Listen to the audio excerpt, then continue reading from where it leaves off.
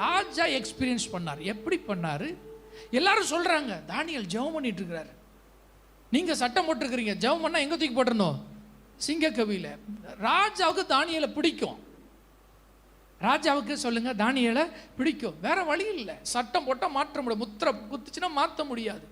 வேற வழி இல்லாமல் எங்கே தூக்கி போட்டாச்சு? தானியேலை சிங்கக்கவியில். ராஜாவுக்கு நைட்டு ஃபுல்லாக என்ன இல்லை? தூக்கம் இல்லை. ஐயோ, நல்ல மனுஷனை, அரண்மனைக்கு ரொம்ப பிரயோஜனமான மனுஷனை, தேசத்துக்கு ரொம்ப பிரயோஜனமான மனுஷனை, இப்படி இவங்கெல்லாம் பிளான் பண்ணி பக்காவாக ஸ்கெட்ச் போட்டு, நமக்கே தெரியாமல் ஸ்கெட்ச் போட்டு சட்டத்தெல்லாம் போட்டு கடைசியில் யாருக்காக தான் சட்டம் போட்டுருக்குறாங்க?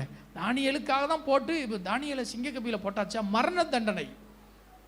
சிங்கக்கபியில் போடுறது ஒரு மரண தண்டனை. அப்போ தானியேல் உள்ளே போனதுனால ராஜாவுக்கு தூக்கமே இல்லை. ஆனால் ராஜாவுக்கு ஒரு மனசில் ஒன்று படுது.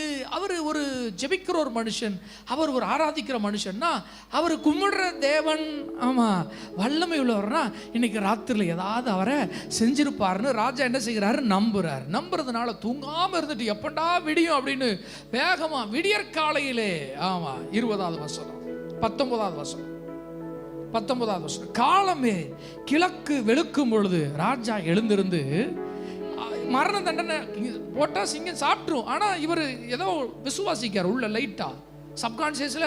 தானியேலின் தேவனை குறித்த ஒரு அறிவு இருக்கு. அதனால எழுந்திருந்து சிங்கங்களின் கெபிக்கு தீவிரமாய் போனான். ராஜா கெபியின் கிட்ட வந்தபோது துயர ஒரு கலக்கத்தோடு தானியேலை கூப்பிட்டு, தானியேலே,